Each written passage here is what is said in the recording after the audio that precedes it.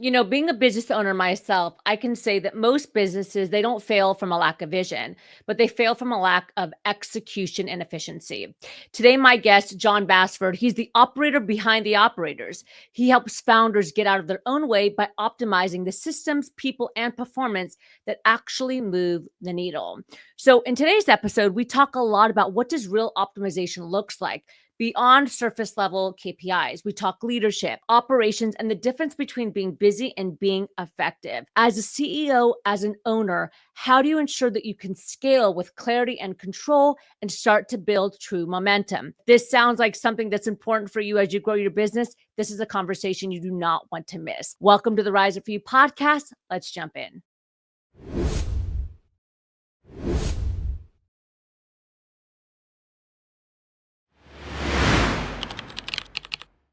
Hi, everyone. Welcome back to the Rise Up For You podcast. This is your host, Lena Nasruddin.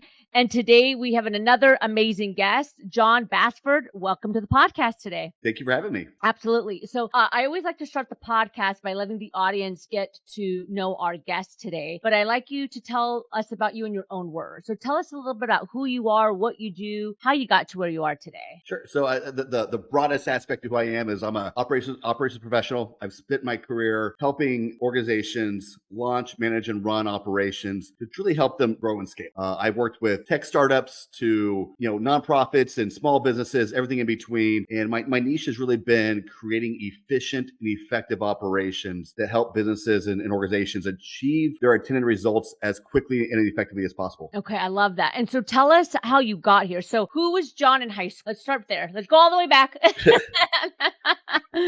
That's a loaded one. So I was born and raised in the Midwest, went to a small parochial high school in the Midwest. I was the rebel.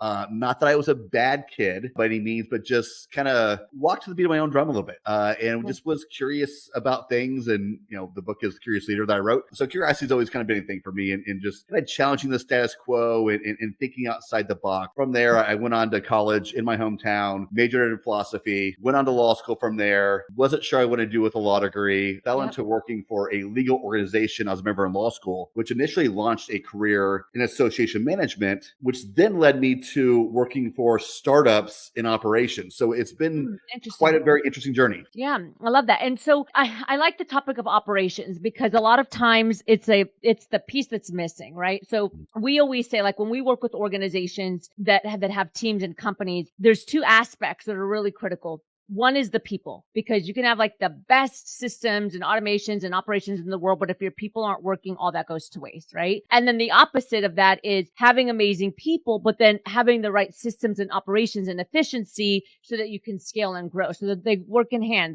they work in tandem. So what was it about operations for you that I guess lit you up, that got you excited? That's the first question I want to know. Yeah. So my first role for the association I worked for, it started out more on the programmatic membership, volunteer management side of the house. But little by little, I started taking on more operational roles, staff oversight, governance, legal, budget, and accounting. And I just realized that it really fit my analytical nature to come into an organization, even though I wasn't doing operations, but just in my role, it's a natural for me to just step in and say, how can we do this better? And again, challenge the status quo, question what we've done for 10, 15, 20, maybe 50 years, because you know what? Maybe that's still not the right way to do things. So just that analytical aspect. And then I'm kind of a jack of all trades. And so it really allows me to also not just oversee internal operations, but those cross-departmental functions as well. And so what is the biggest challenge? Because, you have clients, you wrote a book on curiosity and leadership. What's the biggest challenge you see? Biggest challenge, having worked with a lot of CEOs, whether you're talking about a founder of a tech company or the CEO of a nonprofit, is really a lot of times helping the leaders get out of their way. A lot of times they focus on the wrong areas. They want to micromanage everything. They want everything to go through them. They're doing jobs that they shouldn't be doing based upon their skill level, or just what they shouldn't be dedicating their time for because it's not valuing their time enough. So truly helping leaders have a very growth mindset about what they should be doing and how they should be doing it, and then falling into the operations piece and the culture piece. It's funny that you say that because Rise Up For You is a small business. We have about 20 employees, 20 team members. And in the beginning, that was so hard for me to grab onto, even though I knew that the only way to scale was to let go of stuff, because one person is not to be able to scale, a company. It was just the hardest, like no one can do it like me, or I have to do this and I have to do all these things. And then I remember a guy named Gino Wickman. He's the founder of EOS, Entrepreneurial Operating System. Yep, if you're familiar, he was on our podcast and he was talking about exactly what you just said. It's for your skill level and for your expertise. Does this task or this thing make sense for you to do? We always tell our clients, like, can you dump it? Can you delegate it? Or do you have to do it? And so for those that are listening, 95% of leaders think they're self-aware, only 10% actually are. We know this. So for the CEO that's listening or the high performing leader that's listening, how do they build the wisdom to decipher, like, I got to take a step back. I shouldn't be doing this. I should pass this on. How do you help them kind of let go of some of these things? Yeah. So there's kind of a three-pronged test that I tell them to do. One is also take a look at what do I enjoy doing? Founders notoriously burn out. Small business owners burn out. Family business owners burn out. And part of the reason is because they're stuck doing the stuff they don't enjoy doing. So take a step back, say, what do I enjoy doing? What excites me to come into work, to run this company, whatever it may be, and start with that. And then you take a look at, okay, running a business, being a CEO, how do I value my time? If I were to go outsource my expertise, my skill set that I bring to my own company, what would I want to charge for that? And then you take a look at all the things you're doing. I've said before that if you are running your own business, but doing your books, you're also a bookkeeper. But no one describes themselves as a bookkeeper. So take a look at those tasks. If you're doing the books, if you're doing the HR administration, you are doing those roles. And it is that valuing the time that you're doing. The other part is, you kind of hit on this too, which is if you're doing everything, you're essentially building a C team. And what I mean by that is you're not good at everything. No matter what you think, you're not good at everything. And so if you're an A up here and an F down here, and you equal out a C, but no one would say, I want to build a C team. They'd say, I want to build an A team. So you got to really bear down and say, what do I enjoy doing? What's worth my time doing? And what are the areas that I actually should be doing? Because I run into a lot of CEOs and founders who often outsource their zone of genius first. Interesting. And then they get pulled down into the areas that aren't their zone of genius and they get stuck there. That's a very interesting point. And I particularly resonate with 1 and 3, which the first one is, what do you enjoy doing? Because it can change over time. Like the things that I enjoyed when I first started the business, now, like I constantly do an audit now and I'm like, I don't like doing that anymore. Maybe because we've evolved and I don't feel like it makes sense to do it anymore. It feels more like a chore sometimes. And then the last point that you made, gosh, that's so true, is that you're building a C team, because you're right. We're not an expert in every single aspect of the business, right? I don't know one person that's an expert in marketing, an expert in sales, an expert in training, an expert in team building. And you might be okay in them, but imagine how much money or scalability you can be leaving on the table by not bringing in the person that truly is the expert in this one particular area. Yeah. And another thing about the time piece in there as well is, and I'm bringing this up because I'm actually working with a startup right now that are helping streamline their operations. They're founded in 2023. They've brought in $3 million already, about to bring in another $2 million. So they're really a growing startup and growing their team. And the founder works 20-hour days, and he requires to be on every single email in every department from every employee and consultant.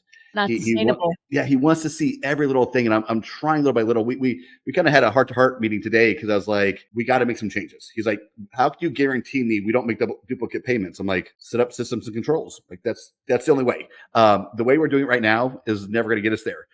Without double checking everything, which is not sustainable as well. And he's like, John, you got to make me do this. And I was like, I can't make you do this. I am leading you to the water. I've written you 2 memos.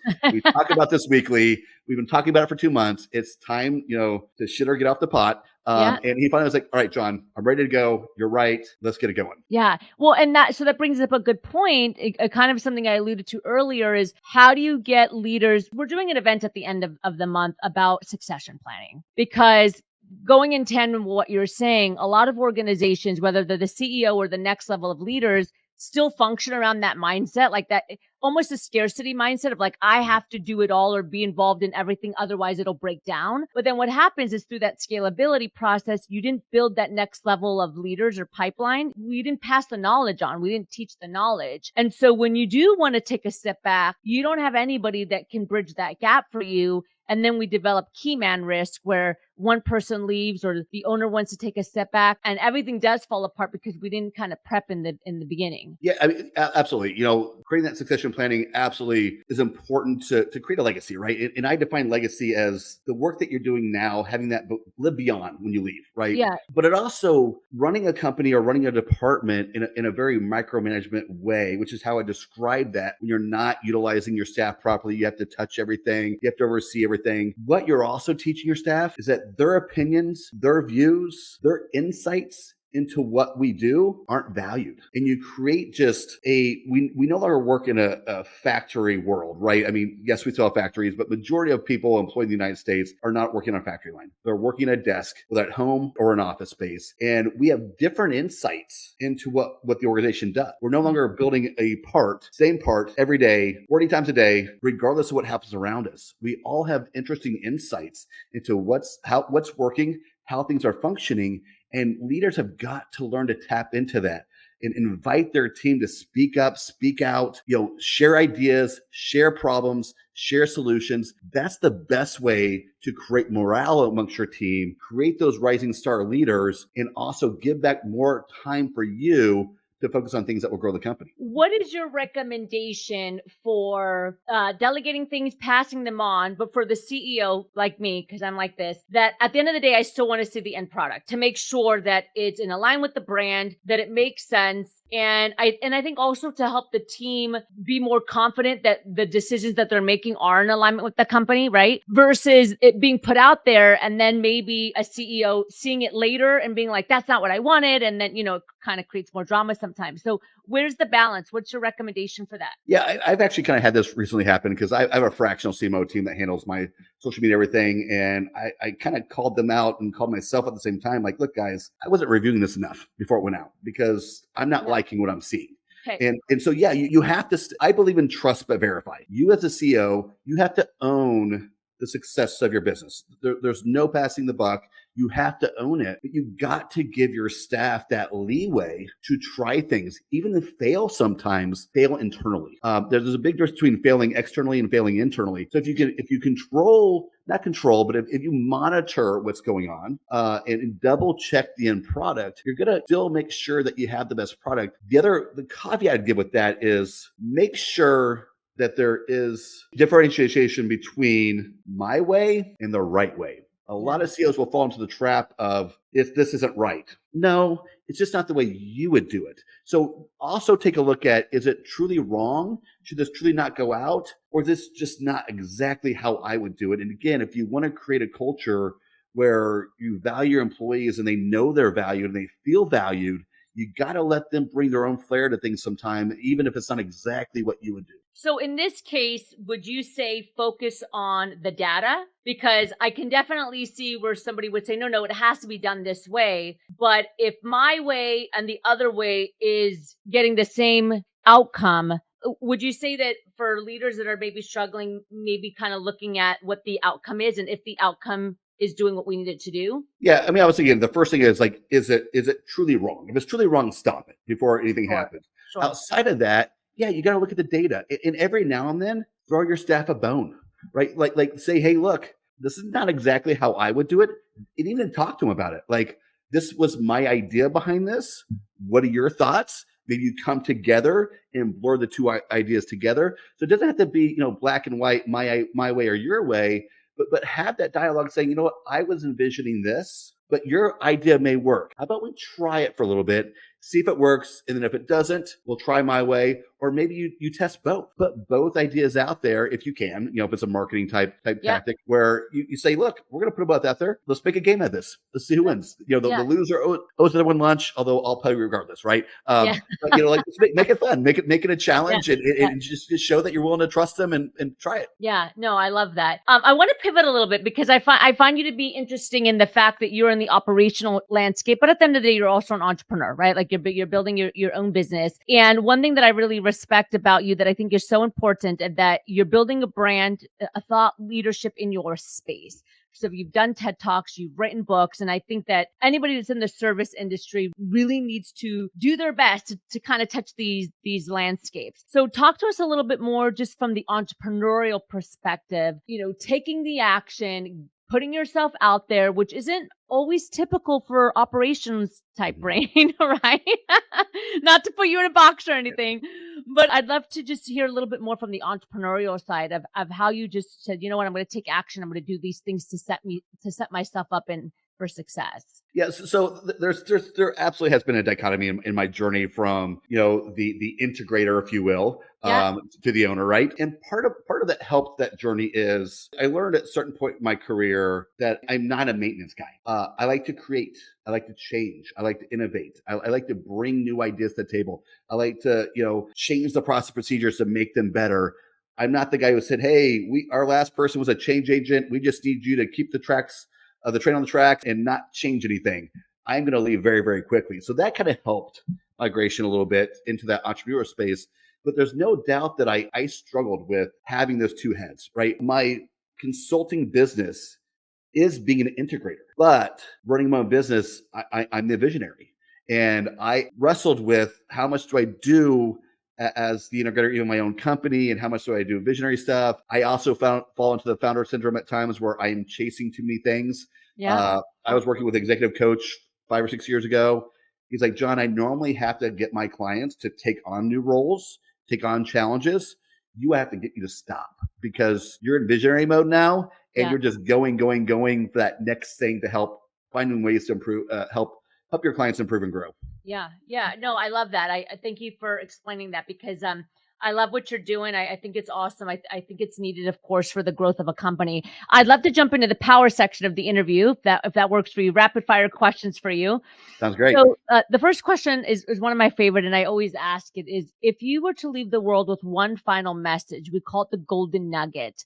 What would your golden nugget be? Mine would be more on a kind of personal development growth, which is watch the stories we tell ourselves and what we allow to influence us. And what I mean that is the limiting beliefs, allowing people to put us in a box, and also focusing on too much in the past and too much in the future and not enough in the present. Just I've been on a spiritual journey the last couple of years, and that's a message I really have been talking about lately, and that would be a message I'm really working to get out to the public. I love that. And it goes into my next question, which is one of the main things that we teach here at Rise Up For You with corporations and individuals is emotional intelligence. And so you being on the operational side, I'd love to just hear from you in your own words, like, why is emotional intelligence important, especially when you're the leader or the CEO or business owner of a company? Yeah, my book I talk about creating a curious culture, and the backbone of that is creating an environment with psychological safety. And in order to do that, and that's what allows us to create this atmosphere where people can give feedback and point out problems. Yeah. Yeah, all those type of things. And if you're going to do that, one, you have to be able to relate to people on a personal level. Two, you got to learn how your actions and the actions of the company affect those around you.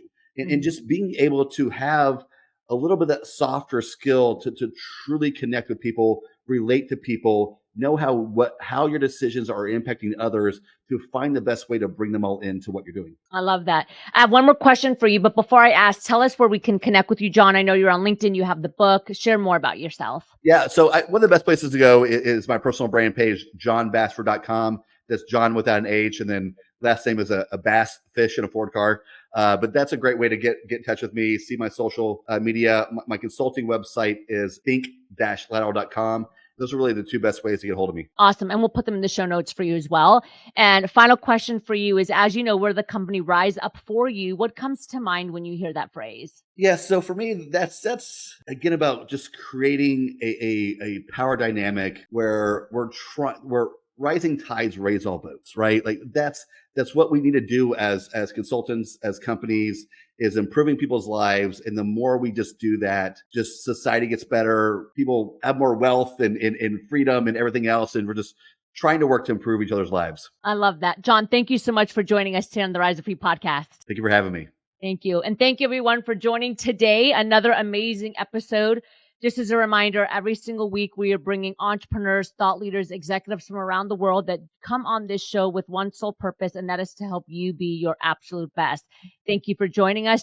Thank you again, Jon, and I will see you next time. Hey, I hope you enjoyed today's podcast.